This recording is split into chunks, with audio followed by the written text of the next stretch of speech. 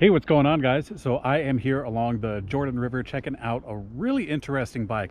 So this is the Anchior Power Plus 26 mountain bike. I think that's the right order. It's a really interesting bike because it's an electric bike, of course, but it's actually one of the cheapest electric bikes that you can get. We actually got this bike from Amazon, so let's go ahead and jump into the specifications and take it from there. All right, so with the Anchior Power Plus 26 mountain bike, it's actually not so bad so long as you know what you're getting into. This, again, is one of the lowest price point electric bikes out there, and there are some compromises with that, and I kind of want to address those because I think if you go into this bike with some proper expectations, it can really fit a lot of needs. I think it can. But when you start getting outside of that, the bike really doesn't perform all that well. And so the first thing I'll talk about is the electric system. We'll kind of start at the start in this case. So it does have a low powered electric system is what I'll say. The motor in the back is rated for 250 watts, and it's a real 250 watts.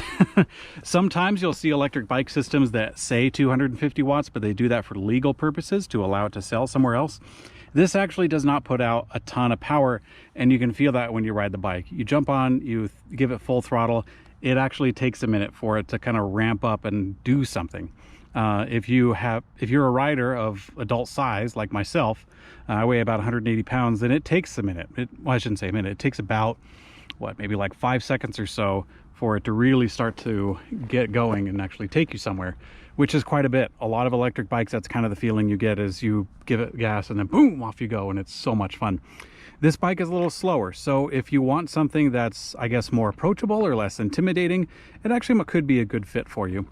But this is the motor right here, and the motor cabling is kind of put out through the outside of the bike right here up into the controller. So the controller, as you can see, is inside of this case that's just bolted onto the back of the seat post tube here. So it kind of has a conversion sort of look to it. And with that, all of the wiring is external. Of course, the motor coming up here, the wiring going to the battery, all the electrical and mechanical is routed on the outside of the bike. So if you're kind of going for the conversion look, then this, I don't know why you would, but but this could be a good bike if you wanted that. So the battery actually fits into here, and it's not a bad battery casing. It does bolt onto the down tube of the bike, which isn't so bad. Good placement, right in the middle of the bike, which is good for weight distribution. It does have a key right here that we'll go ahead and put in there, and then we'll twist that out so we can get the battery out. See if I can use one hand to do that. So the battery does fit inside of, let's go ahead and get this guy out of there. It's nudged in there pretty snug.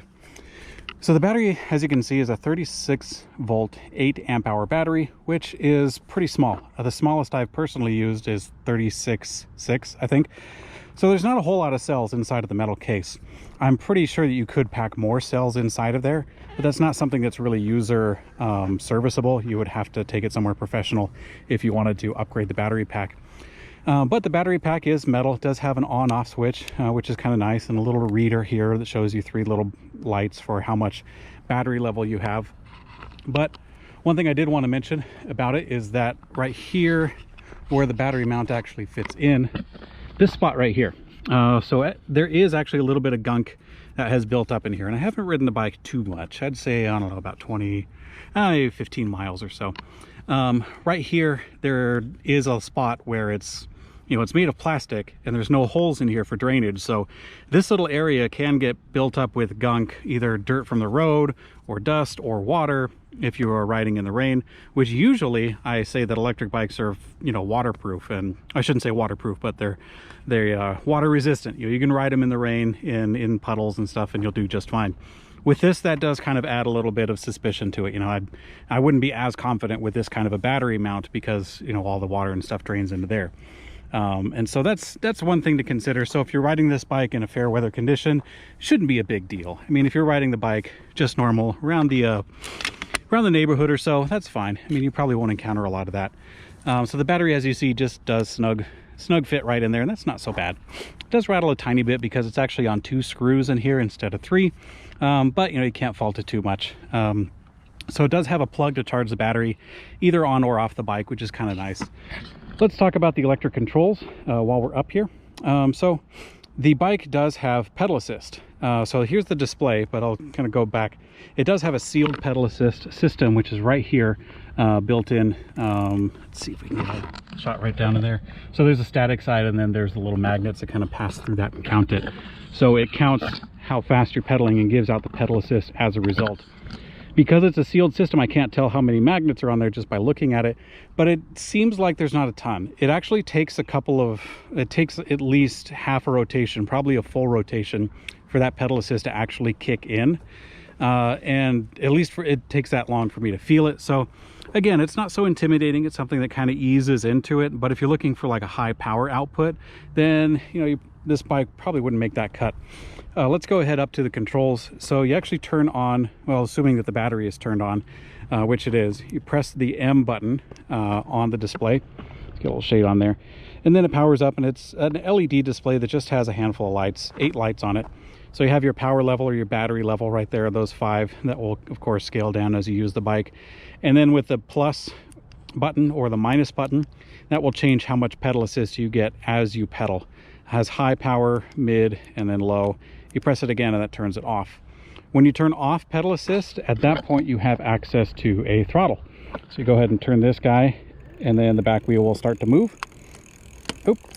I'll talk about that. So this is a throttle to expressly engage the motor if you want to relax and kind of sit down and let the bike take you around somewhere.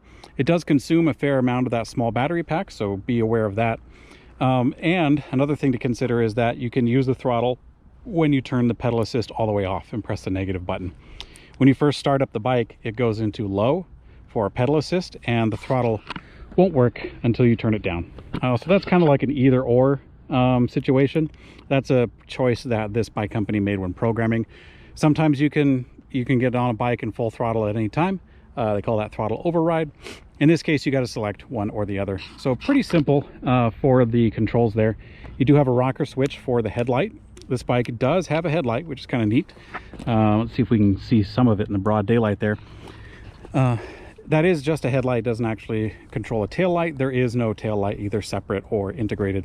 But the headlight is integrated into the main battery pack, which is nice. Don't got to worry about flipping out batteries or anything. And another interesting feature that they have on this bike is a horn. So it's kind of like an alarm sort of thing.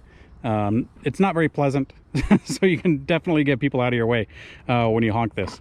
It doesn't have a bell. The bike doesn't include a bell in lieu of the horn, I believe. So yeah, that's the electric system. And so one thing I kind of want to talk about with the electric system is I guess the intended purpose and the I guess experience. So I actually took this bike out on a mountain bike ride, not terribly far from here, on a place called the Pipeline Trail. And up in the Pipeline Trail, it is a mountain bike trail, and I've taken several different electric mountain bikes with some name brand parts or not so name brand parts, and it's it's a little challenging. I'd call it like a medium trail. But anyways, I took this bike up and it didn't do very good at all. I wish I could tell you something different. I wish I could say this bike kind of exceeded my expectations, but it actually didn't. I would say the bike has exceeded my expectations in the sense of casual riding, neighborhood riding. It actually has a good set of features for that purpose. For mountain biking, it's really hard for me to recommend this for anything of consequence. If you're on a trail like the one that we're on here, so this is actually kind of like a little side trail along the Jordan River. You can see it's pretty dense. It's packed up pretty well, and it doesn't have a steep incline. That's an important part. On a trail like this, I think the bike does a-okay. However, when you actually take it up to a mountain of any steepness, then that's where you're going to start to see the electric system kind of drag you down. And I mean that literally, because I was actually on that trail and I was trying to mountain bike up, and I was expecting a little more, and the bike actually kind of slowed down and wouldn't go very far or very fast. I was actually going the same speed as people who were just hiking up the trail, but the difference was I was putting in a lot more effort lugging the bike around that wasn't really helping all that much, because the amp level from the controller pushing out to the motor just wasn't high enough. It wasn't putting out enough power to compensate for the rest of the bike weight. So in a lot of other cases with electric bikes, I'll just sail up with some high power ones. This one is a little more challenging. So the moral of the story, I don't want to go too far down that road. What the moral of the story is, I wouldn't do a whole lot of mountain biking with this personally. I think it does great in a lot of other conditions, but that is not one of them. So if you know what you're getting into, I think it'll actually fit a lot of good purposes for you. So let's go ahead and talk about some of the mechanical features, and we'll kind of dive into that. So with a couple of exceptions, mechanically, this bike is definitely a good neighborhood bike. It does have some slight knobs on the tires. These are a 26 by 1.9 tire, and that's not so bad. You know, they actually have some good width to them for stability and a pretty good size for overcoming obstacles along a neighborhood path. Double walled rims, 13 gauge spokes, 100 millimeter hub spacing. That's pretty standard equipment. The brakes are 160 millimeter disc on both the front and the rear. This is a mechanical disc brake that is from a company called Filel, I guess, F-I-L-E-L. And they definitely stop, but they do have a little bit of a take up to them. They did come this way. I tried to tune them a little bit, but they're kind of stiff. I shouldn't say stiff. They're a little squishy. When you pull on the brake, it kind of takes a second to actually kick in and kind of get some bite onto the disc.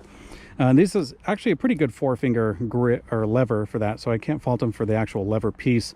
However, you can kind of hear that mechanical sort of kind of take up to it, where it has to like overcome some of the internal inefficiencies in order to actually bite onto the brake rotor. There is a good feature about these brakes. They do have a electric cutoff signal that's being sent to the motor, so that means anytime you press on the brakes, the motor will disengage and you're never going to be fighting against that. So that's actually pretty cool. So these brakes do take a second to stop. If you're doing a pretty high speed thing down a hill like I have once before, then it takes a second. You really got to plan out your stopping. So if you take it easy on a bike like this, you'll do just fine. So continuing on with some of the mechanical features, you do have actually two sets of gears. So let's go up to the top. We'll talk about that. So on the rear set of gears, you have a Shimano Tourney 7-speed. And this is the indexer. You press the little thumb guide to go up in gear and press the lever to go down. And on the other side, you have the lever, but the lever actually actuates both sides. So you press it one way and then you pull it the other way. The indexer on the rear set of gears actually has an indexer that counts 1, 2, 3, 4, and it goes up pretty well. On the other side, this shifter actually just has almost like a speedometer looking thing. Has a negative on one side, a plus on the other, and then you just kind of pull it on this band. Now this is actually controlling the front set of gears. So that one band, you just kind of pull it. I'll go ahead and pull it up here with my thumb, and you see that it just sort of clicks into position. Clicks into a wide variety of positions. There's probably like 10 or 12 here, even though there's only 3 gears on here. So you just kind of keep pulling on it as you're pedaling, and then you find the sweet spot and then continue pedaling and let it stop there. It doesn't actually click 1, 2, 3, 4 the way that the back does. So here's your rear set of gears. Let me go ahead and pull out my notes real quick and we'll talk about the tooth count on these. So on the rear, you have a tooth range of 14 to 28. So that's 14 teeth on the small end and 28 on the large end.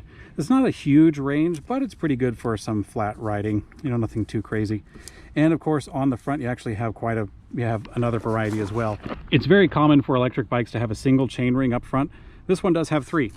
So on this bike, you actually get 24, 34, and 44 teeth up on this chain ring up, or this group of chain ring up here. So that's pretty neat that you can change to a variety of gears. Again, that's something that's not terribly common, especially at a bike at this price point. So this does have 170 millimeter cranks coming into a plastic bridge Well-Go pedal. So the core is metal, the outer cage is metal, but it actually has these plastic bridges right here, and that's the part that's kind of a weak spot. So these pedals will work for a while, but definitely keep in mind that at some point you'll have to replace them. I prefer metal pedals myself, but you know what, these aren't so bad for getting you going. On this bike, you do have some spots for mounting a rack if you want to turn this into a little bit of a commuter bike, which I think it could do that all right. So you got a spot over here and also over there for mounting a fender. But like I said, your fender's not going to have a whole lot of space here on coming up against this controller box that's mounted right there. So you could get a rack on this, but fenders would be that'd be kind of tough. So it does have a chain guard, or not chain guard, I'm sorry, it has a derailleur guard right over here on the Shimano Tourney derailleur. So that's kind of like an entry-level derailleur. They have come a long way in a long time, or they have come a long way in the time that I've known the Shimano Tourney, and that's good. So continuing on, talk a little bit about the seat. The seat is actually you know, kind of surprising. It's got some nice soft gel covered by vinyl, and it has a pretty good footprint that I'd say about 6 inches wide, kind of an athletic trim to it. So I prefer a seat like this. It's kind of middle of the road, you know, no terrible surprises on it, but it works pretty well. I actually like it. I was expecting to get a super flat seat that's like a pipe, but this one actually has some cushion to it, so I can't fault them for the seat at all. This is good. Of course, a reflector on there. Static seat post, nothing too impressive there. If you wanted to soften this up, you could get a suspension seat post to add on there. Do have a quick release right there, which is of course a standard feature for a lot of electric bikes. One good positive that we love here at EBR is actually the placement of the kickstand. So the kickstand, instead of being mounted in the center where it can come into contact with the pedals when you're pushing the bike backwards, they actually mount the kickstand in the rear of the bike, which is pretty cool. That way you can push the pedal or push the bike backwards. The pedals will rotate with that to your heart's content, and you won't lock up the bike. So that's nice. Anyways, one last thing that I wanted to talk about on the mechanical side is, of course, the kind of like the purpose of it. So it's sold as a mountain bike with some mountain bike features, but in all honesty, it's pretty comfy in a lot of ways. So the head tube up here is a little bit higher, of course, than the seat post tube. So you can actually lower the seat quite a bit, and you can get a pretty comfy ride. This stem actually can telescope, or not telescope, but you can kind of pull the stem up a little bit, kind of adjust the angle up high the way that the stem is right now. You can actually get a pretty comfy riding position. And so I think that that's actually a really good purpose for this bike, is something kind of, you know, low-key, riding around the neighborhood, kind of, I mean, you can get it sort of comfortable. It's not going to be like a comfort bicycle, but it still has like that mountain bike aesthetic to it. So I think if that's kind of what you're after, that this bike would definitely fit those needs. One last thing I wanted to talk about on the mechanical side was the front shock, because this is definitely something to look out for. So this front shock is kind of like a single piece crown where they have these weld points in here and a pretty wide stanchion diameter coming down into here. Theoretically, this is a 100mm travel shock, but it collapses so easily, it's quite squishy, that it's fine for road purposes, but off-road it's just constantly bottoming out and kind of smashing against you. So I would definitely say that this is kind of like a shock for the road. You know, I'd say there's a lot of shocks that are actually purpose built for the road, but I think what they did is they have a shock that theoretically is made for off-road and kind of high use, and then it's sort of scaled down to the point where it's better for the road, at least in actual purpose. So again, if you know what you're getting into, it's not so bad. If you are looking at this bike and you're thinking, I'm going to take this off-road and I'm going to shred, you know, I'm going to go bonkers, you know, you probably could do that for a minute, but it's not going to be the most fun experience. So I think that if you do something pretty lightweight, like we're actually going to jump on the bike and ride now, I think that's a good purpose for it. So let's go ahead and do just that. So it's a little bouncy. Let me go ahead and turn the power down a little bit. It does have some vibration that kind of comes through the frame when you got it cranked up to level 3 pedal assist. Let's go ahead and turn it up to 1 right now. Something pretty leisurely. We'll go up to 2. It's hard to feel level 1. So one thing I did forget to mention when I was going over the mechanical specifications, and it's pretty important, you know, I hate to leave it for this part of the review, but here we are. So one thing is that the brakes are actually switched. So normally the right hand brake is your rear brake, and the left side is the front brake. That's the way every other bicycle is. So maybe if you're attuned to motorcycles, that might be fine, but if you ride bikes, then it takes a minute to get used to, because your brakes are actually backwards. So at least the handle placement is backwards. That can be fixed. I mean, you can just switch the lines from one to the other, but you'd have to take that into a shop or do it yourself, which is kind of a hassle. And that's kind of one of the things, that and the horn are really illustrative of the purpose for this bike. So this bike is from a company called Ancheer, which I don't know if they're actually the factory that makes these, but these bikes are imported from China. And this is a bike that is definitely made for the Chinese market. It's a smaller power system that doesn't go terribly far. And that's perfect for a Chinese consumer who is using a bike to go short distances in a dense urban environment. And also, to be perfectly frank, that probably weighs, you know, somewhere south of 150 pounds. I'm not sure what that is in kilograms off the top of my head. So that's kind of like the low power system. The brakes being backwards, that's like a Chinese standard, and perhaps other parts in the world. But I do know in China that when they build a bike, they have the front brake is on the right side, the back brake is on the left side. So that's kind of their thing, and the horn. So in China, if you go riding around at all, they got tons of people there. I mean, it's super dense. And so you got people laying on their horns on anything they can find, for a bicycle, a motorcycle, a car, a truck. There's just constant honking and blaring and you know, traffic noise. So if you had a bell, actually you might be noticed if you're in China with a bell. But the horn is definitely the choice over there. Anyways, I'm kind of getting a little too far in that direction, but this is definitely a Chinese bike that's imported into America. And that's not a bad thing per se. There's a lot of bikes that are like that, where they kind of customize it, like the brake handles, for example. They customize the bike a little more tuned to the American market, and that's fine. There's plenty of companies like that, and there's lots of bikes that I really enjoy that way. But this bike is far more direct in that manner. This is very much like getting a bike, just pick it up from China and teleport it over here without any considerations otherwise. There's a good chance to use the headlight. Okay, I mean, it's still pretty light outside, so I can't be too harsh on the headlight.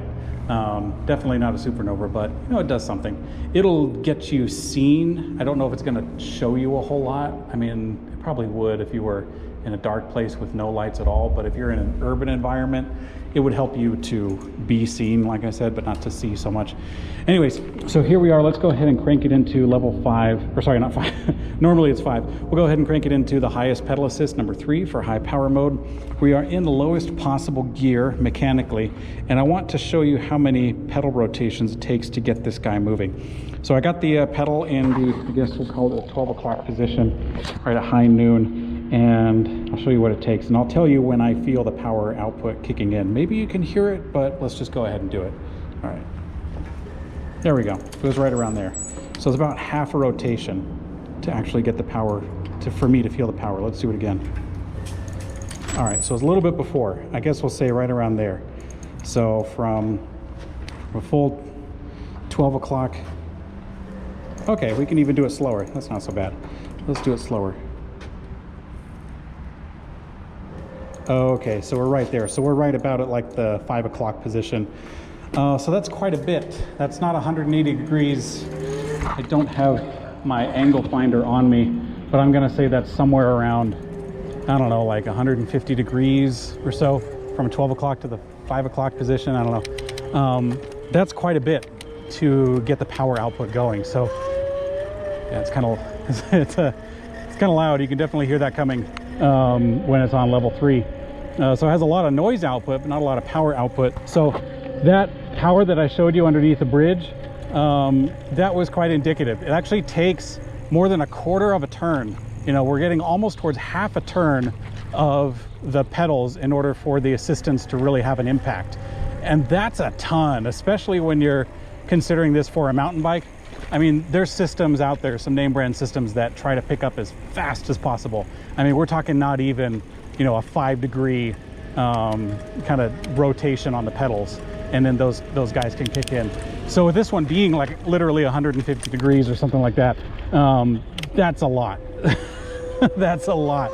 So that's kind of illustrated for the point. You know, if you have some realistic expectations for a bike at this price point, I think you would like it.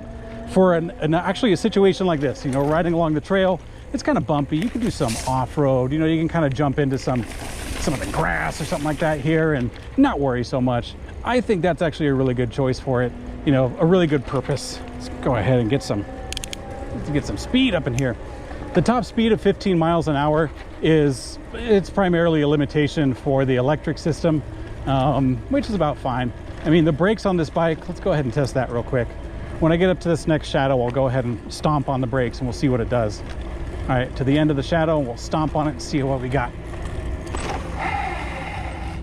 That's not so bad. That's what, like maybe 15 feet or something like that. I don't know. I don't measure distance too terribly often, but yeah, the brakes, they take a second, but that's again full speed. I mean, that's about the best conditions you're going to get on the flat for a speed test. But yeah, with some realistic expectations, you'll be fine. Cruising along, pretty easy. I mean, the bike does have some good stability, I'll give it that. It doesn't feel all that wonky until you go over a bump, and then that shock compresses pretty quickly. So yeah, all in all, it's not bad for that purpose, and I guess I'll leave it at that. All right, so here we go on the Ancheer Power Plus 26 mountain bike. I think that's the word. So yeah, here we are. We got the pedal assist cranked up to level 3. So it's, you know, let's just go ahead and take it for a spin. So what it does.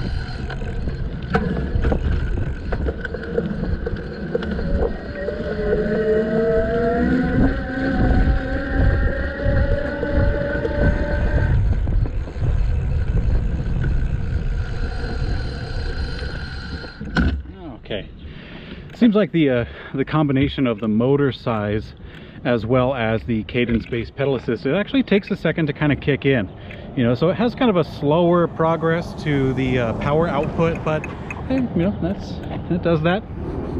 Hey, what's going on, guys? So I wanted to fill you in on what happened with the Ancheer Power Plus Mountain 26. I think that's the name of it.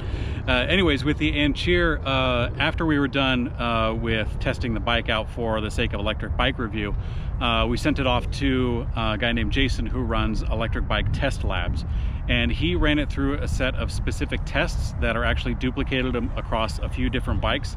One of them was a hill test, where he took the bike up a predictable hill with a certain amount of power output from himself and also the motor. He took it up that hill and the bike actually died. It was the controller that went out.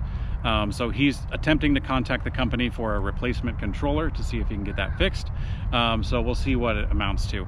But yeah, I wanted to fill you guys in. Throughout the majority of the review, you probably hear me saying time and time again with a little bit of trepidation, if you have realistic expectations for the bike, it's not so bad. But if you push it past that, then it's anyone's guess what's going to happen. And in this case, that's, yeah, it busted. So yeah, again, thanks for watching, guys. If you want to see the full write-up for the bicycle, go to electricbikereview.com. We have all the specifications and measurements there. In the description below, we also have a link to check out the e-bike test lab data that they recorded while testing the Ancheer. They weren't able to finish the test, obviously, because it broke. But also you can go there if you want to see some more updated information to see if they got a replacement controller and to see if they could finish the remainder of the tests. So thanks for watching, guys. Ride safe.